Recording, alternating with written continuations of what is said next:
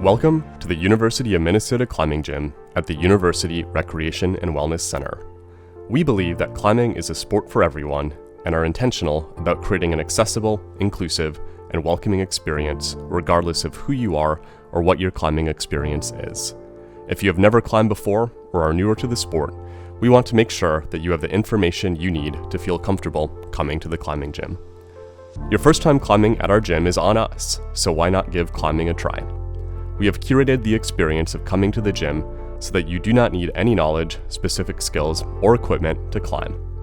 When you come to the gym, we'll have you fill out our waiver if you have not done so already, give you an orientation to what you need to know, get you fitted for climbing shoes, and be there to answer any questions you might have. Our staff choose to work here because they are psyched on getting new people into the sport of climbing. Some of our staff are newer climbers themselves, so we know what it's like to get into climbing, and nothing makes us happier than helping you gain a love for the sport. We're serious. If you have any questions, we want to answer them. So, why climb? Everyone has their own motivation for climbing and gets something different out of the activity. It's up to you to decide your why, but there are some consistent themes among climbers. Climbing can be a great and really fun full body workout. If you're looking for a fitness activity, but weights and Zumba aren't your thing, climbing might be. Climbing, for others, provides a meditative sense of focus. It can take your mind off of other parts of your life and give you space to just be present with yourself. And although climbing is an individual activity, it takes place within the context of a community. The climbing gym is a great place to meet new people and find a sense of belonging. So, what do you need to know about coming to the gym to try climbing?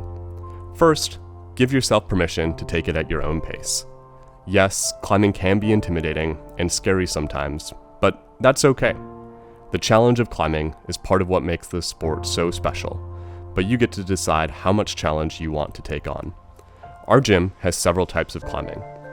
During your first few visits, you'll probably stick to bouldering and auto belays. Bouldering involves climbing shorter walls over a foam floor without any special equipment. This is a great way to explore the movement and technique of climbing without the need for any special technical know-how. Plus, if you fall while bouldering, it's easy to try again and solve the problem. Auto belay climbing utilizes a mechanical device that moves a rope up with you as you climb and will slowly lower you back down when you fall or reach the top.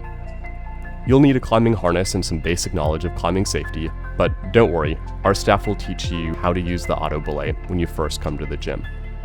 We also have top rope and lead climbing available, which take some additional knowledge and skills and are a great way to progress in your climbing when you're ready. We offer clinics to teach you the skills you need for top rope and lead climbing if you're interested. You'll see that there are a lot of different color climbing holds, tape, and informational tags on the wall. These are used to indicate specific climbing routes you may choose to follow. It is completely fine to start anywhere and use any hold to climb. We call this rainbowing, but if you want to take on a greater challenge, you can try to follow a designated route.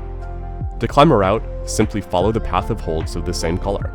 Start by using the hold or holds marked with tape for your hands and put your feet on any of the other available holds. From there, climb using only holds of the same color for hands and feet until you match both hands on the designated finish marked by a tape box. You have successfully climbed a route when you have climbed from the start to the finish without falling or using any other assistance. One thing to keep in mind is that you can always use the surface of the wall or surface of volumes, which are large features attached to the wall that other holds get bolted onto for both your hands and your feet. What else should you know? First, keep in mind that falling is part of climbing. If you're not falling, you're not learning. There can be a learning curve to building comfort and confidence with falling, so only go as high as you are comfortable, but challenge yourself to go just a bit higher with each attempt. You can also practice falling from lower heights to build up familiarity with the feeling of falling and the techniques to do so properly. We also recommend traversing the wall by climbing horizontally lower to the ground as a way to build confidence and technique. Secondly, climbing is a sport that provides opportunity for a lifetime of growth and improvement. Don't expect to be an amazing climber at first. It's easy to compare ourselves with others who seem more skilled than us, but it's important to remember that even the best climbers started out in the same place that you are. And finally, climbing should be fun. keep it positive, be social, and have a great time. We hope to see you at the climbing gym soon.